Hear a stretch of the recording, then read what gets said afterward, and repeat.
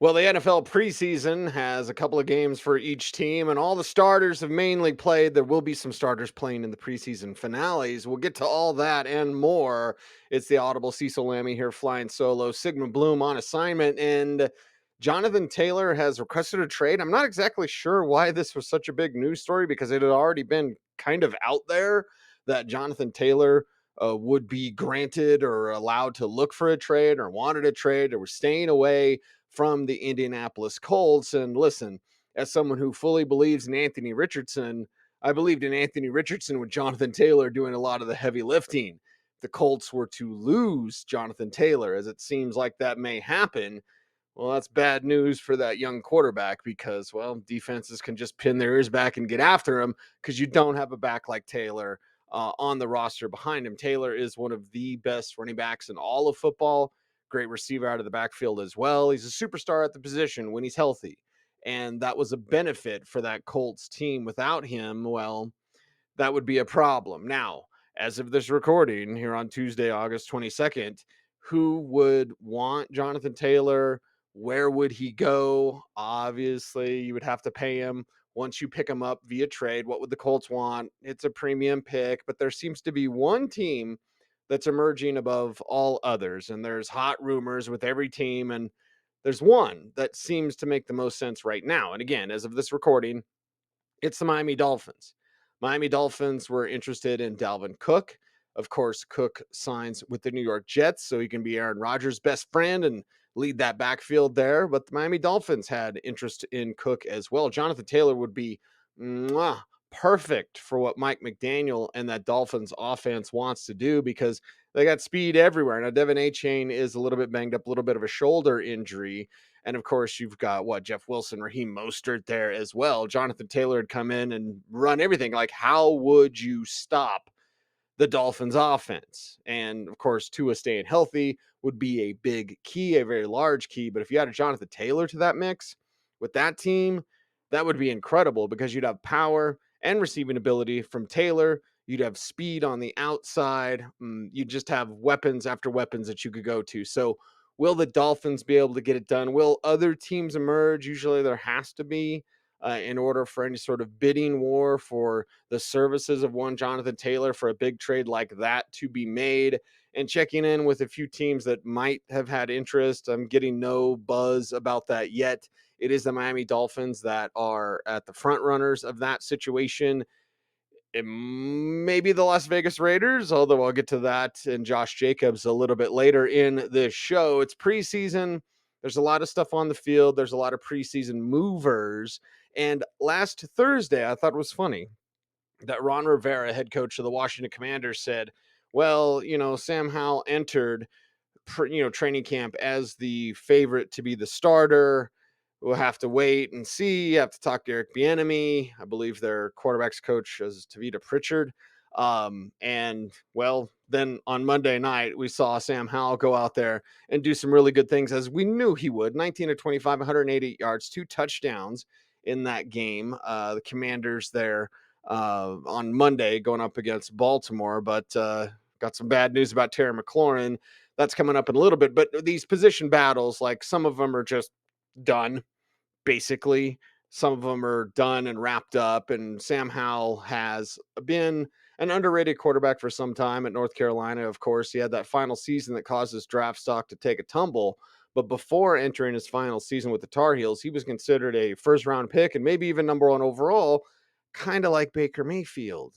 More on him and his situation a little bit. So, how, I mean, just name him the starter. Like, we're at, you know what, or get off the pot, sorry, Joe, time in the National Football League. And this, preseason competition, like, yeah, we already know Howell won it. Okay. Just name it, name Howell the starter and move on and move forward.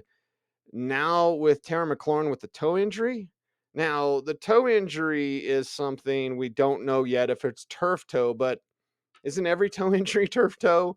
Or doesn't it seem like it morphs into turf toe or can become turf toe quickly? And turf toe, an incredibly gross injury when it's described to you. It's been described to me by several NFL players. Like, yeah, turf toe is just gruesome and it's painful.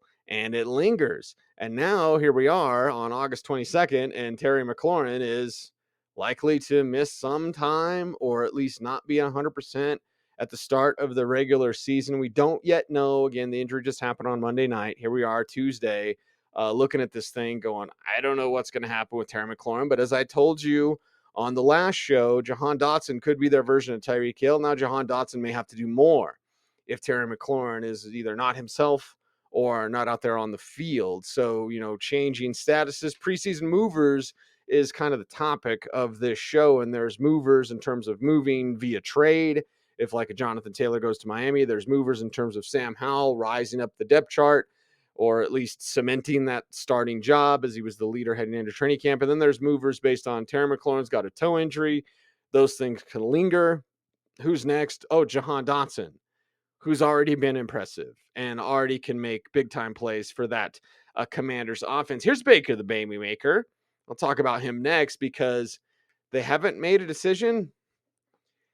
Isn't it clear that Baker Mayfield has outplayed Kyle Trask in the preseason? Isn't it clear, obviously, that he has the experience edge over Kyle Trask? And again, teams are just kind of in the we got to wait and see mode. Now you've got to make a decision because 53-man rosters have to be built within the week, by the way. And then, as Joe likes to say, things move pretty quickly around here. In a week, we'll have teams trimming their rosters as they prepare for the start of the regular season. And in that week, we will hear more of who's the starter, who's the backup in these situations. And I've seen the future. The future includes Baker Mayfield as the starter for the Tampa Bay Buccaneers. I don't think that's great for any of their skill position players, even my man Rashad White. I don't think it would come. It's not like Kyle Trask could be great for those guys either, but it will be Baker. He will be the starter, and we're just waiting for them to actually announce that and then move forward with Baker Mayfield as their starter. We'll see what happens to all those skill position guys in this offense that is, and it's the NFC South anyway. Like there's some roughness among all of those teams involved. Baker will win that starting job with the Buccaneers. I am sure of it. I'm also sure that we'll see Isiah Pacheco in the preseason finale. Something that Andy Reid had said, and Isiah Pacheco, of course, my favorite, although there is another, as Yoda would say, it is Deneric Prince. And remember what I told you on last week's show, there's people within the building in Kansas City that believe Prince is better than Pacheco. Pacheco is the starter. He's the angriest runner in the league. And if he gets banged up, again, unlike last year when you just played through the injury, and what are you going to do? Go to Clyde Edwards-Helaire? No, Pacheco's going to play banged up. This year, they might give him some rest. And Eric Prince could be that guy that, plays well as expected by the Chiefs and the Chiefs who love him. But either way, Pacheco looking to play in that preseason finale. We'll see what he does. Probably won't be a whole lot. We just saw Javonte Williams on Saturday get in for the Denver Broncos, and he was able to play, did a lot more than I expected him to. Even Sean Payton, leading into that game, said you're going to have about 4 touches from Javonte, get him about 12 snaps. Well, he played more than that. And off the top of my head, he had 5 targets, 4 catches, and then 4 rushes. So he had 8 touches total for Javonte, working in tandem with Samaje Perine and their third guy, Jaleel McLaughlin. So, like Pacheco's coming back from the shoulder thing, Javonte coming back from a major, major knee injury, that's a different thing. But we will see Pacheco, probably not a ton, but he'll enter week 1 as their starter, working with Jerick McKinnon in that backfield. And of course, that wide open, high powered offense is just going to score 30 plus points seemingly every single week. So keep an eye on the Pacheco situation. Again, I don't expect him to do much if he actually does play.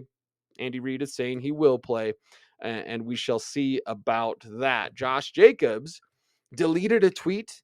Oh, it's always forever, baby. It's the internet, right? Didn't someone tell Josh Jacobs that? Like, you can tweet it, you can delete it, but somebody's going to screen grab that thing before you hit delete. And, well, there's been reports now Josh Jacobs will report to the team, to the Las Vegas Raiders before week 1. And pretty much every Raiders beat writer had that. So this isn't breaking news or anything. And Jacobs then goes to Twitter. He tweets a denial to those reports, and then he deletes that. What's going to happen in this situation? Would the Raiders, who don't want to pay Jacobs, want to play Jonathan Taylor? Probably not. But do you want to go forward without Josh Jacobs? No, he's your best back if possible. I mean, I appreciate Zamir White in dynasty formats, but like Josh Jacobs is clearly better, obviously. So we'll look at the situation with Josh Jacobs and see what this team can do to make him happy if they at all can, which the answer is no. But, these hold ins, what's the last one we saw? Like a Melvin Gordon situation where Gordon's like, I'm going to stay away and you just go ahead and pay the other guy. And they're like, okay.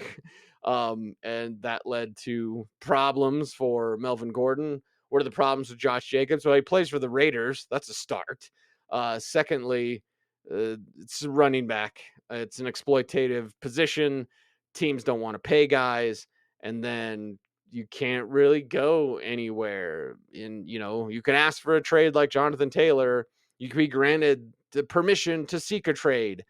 But if someone isn't giving you what a team thinks is fair, they're just going to sit on your rights, basically, and say, it's your move. You can either play for us or you can not play at all. And that's what's staring at Jonathan Taylor right now. That's obviously what's going on with Josh Jacobs there as well. So we shall see about that. But player movement, preseason movement with Josh Jacobs, things are just kind of stagnant. Things are just kind of there and have, I don't know, necessarily calmed down, but the natural progression of things, and this is why some reports just don't shock me. I think it's probably just come old and I've been around this game a long time, but I'm holding in. I really don't want to play for you guys. And then, 2 weeks before the start of the season, I'm back and I'm still unhappy, but I'm here. Like, this is just what was going to happen with Josh Jacobs. Again, he tweeted a denial to the reports that he's going to report, if that makes sense. And then he deleted that tweet. So Josh Jacobs, if he's in Raiders camp, I wouldn't be surprised. And there's some of these moves, like if the Miami Dolphins trade for Jonathan Taylor, if they get something of compensation to the Colts that they want, I wouldn't be surprised. I wouldn't be surprised if Josh Jacobs just shows up and not necessarily kiss and make up, but they just, it's business, baby. And they're just taking care of business and trying to make it happen somehow, some way. Now, Cordarrelle Patterson with the Atlanta Falcons. We got to talk about this situation because Patterson is expected to miss some time. He's got an undisclosed injury, a couple of weeks. It's a soft tissue injury. That's according to Mr. Arthur Smith. And Patterson, that means if he's going to miss a couple of weeks, he's out for the rest of the preseason. We don't yet know about his week one availability. We know that Tyler Algier and, of course, Bijan Robinson, who is a superstar and a super stud and keeps moving up draft boards, like, yeah, fine. So I'm fine with you taking Bijan Robinson as high as you possibly can, in my opinion, with that amazing talent. And the way this team in that division, again, remember, we're talking about the NFC South, like they could make some more noise than people think. Comes down to Ritter and his response to pressure. But with CPAT, we know what he does as that receiving weapon. Now that might just go more Bijan, more Tyler in terms of receiving downs. If Cordarrelle Patterson with the soft tissue injury has to miss more time, we'll continue to watch that situation as it unfolds for the Atlanta Falcons and know that, preseason roles are changing.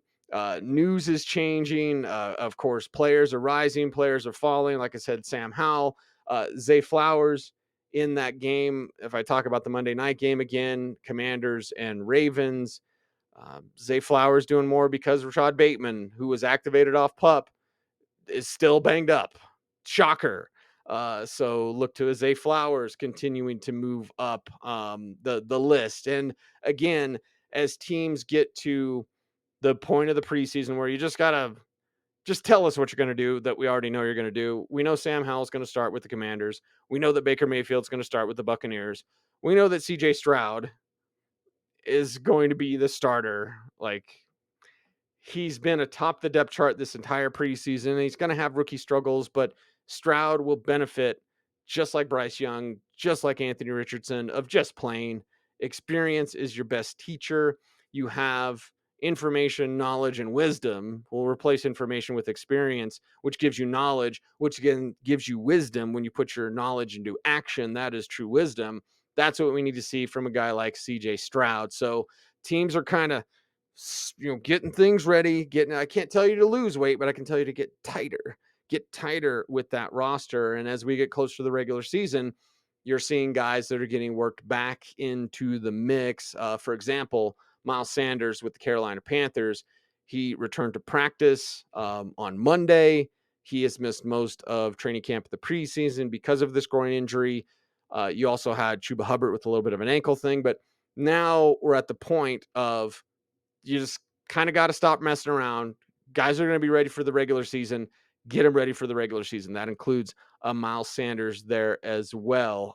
Other newsy type stuff from the National Football League. Cooper Kupp is expected to practice this week. Now, what's fun and interesting is I will be seeing Cooper Kupp this week. I will see Cooper Kupp in joint practices with the Denver Broncos right here in Denver. So that starts on Wednesday as training camp is over, and I'll have to be careful what I report based on Sean Payton's media policy, but Cooper Kupp will be out there for the Rams. Excuse me. How much does he do in joint practices with the Broncos? Don't yet know. We know Aaron Donald, expecting the birth of, I believe it's his third child, will not be participating in joint practices with the Broncos, which is bad for Denver because they need to react to Russell Wilson being under pressure because Russell Wilson's going to be under pressure all season long. But Cooper Kupp on the other side doesn't need a whole lot. The preseason game, Rams and Broncos, just for example, as we get into the final preseason game for teams, this is the third game, but it's like the fourth game used to be. And in that closet, not only with comic books that I sell, but also with those videotapes of preseason games, I have that many week 4 preseason games on tape from back in the day because week 4 doesn't matter. Weeks 1 through 3 matter. Now, every team's different. Certainly the Rams don't like playing their starters in the preseason, but this preseason finale, let's say, for example, for the Denver Broncos, I don't need to see Javonte. I don't need to see Samaje. Honestly, I don't need to see Jaleel McLaughlin either. That's your electric and explosive back. And no, he's not the starter. Please, everybody, don't be ridiculous. I've seen people suggest that, like, he should be the starter. Like, no, you don't need that. So Cooper Kupp, the joint practices, because I wouldn't imagine that he'll play in that game, even if he wasn't banged up. It's Sean McVay, doesn't want to play his starters in preseason. I'm going to be watching Kupp very closely just to know and to learn, like, where is he at? How much does he have left to do? How ready for the start of the regular season? Pros like Cooper Kupp, it doesn't need a lot of time to shake off the rust. So looking forward to seeing him out there on the football field as well with the Rams. I happened to be talking to one Matt Waldman, who was fantastic, called me the other day, and he's like, "Hey, check out Zach Evans for me. Like, see what that kid's doing there with the Rams." So, okay, yeah, I'm going to be checking out Zach Evans. Certainly, having the Rams in town, of these joint practices to me are much better and much more beneficial than a preseason game because coaches get to control what they want to see. They control the script. The opponents don't know, but the coaches will collaborate. It's a collab, and they'll get together and say, "Hey, I want to work on this. We need to work on red zone. We want to work on this. Let's try some deep stuff."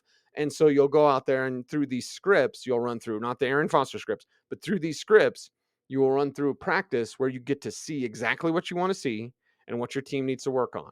So there's Rams players that I will be watching. For example, Deep Dynasty, Stetson Bennett. Is anything there? He's better than Brett Rippon. That's not saying much.